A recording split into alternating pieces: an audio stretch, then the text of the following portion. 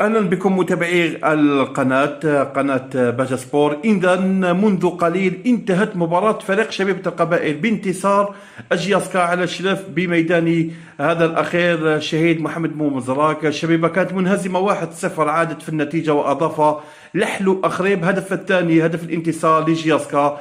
يؤكد هذا الموسم قوة فريق شبيبة القبائل خارج أسوار ملعبها المجاهد الراحل حسين أيت حمد.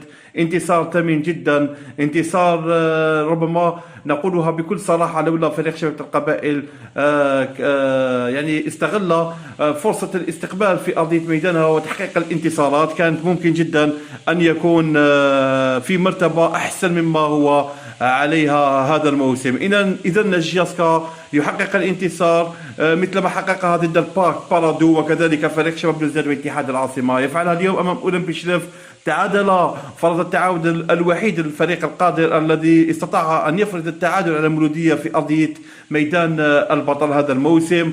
إذا شبيبة القبائل يحقق الانتصار، سيحضر بها الموسم القادم ربما بأكثر أريحية. ربما هنالك نقاط إيجابية لفريق جياسكا مع نهاية الموسم ونهاية المقابلات، خاصة وانتصاره ضد وفاق سطيف ب5-1 بملعب الكناري. يتبقى لفريق شبيبة القبائل المباراة الأخيرة أمام جماهيرها بميدان المجاهد الراحل حسين أيت حمد. لا تنسوا فقط متابعي القناة الاشتراك في قناة باجا سبور وتفعيل الجرس ليصلكم الجديد. شكرا لكم.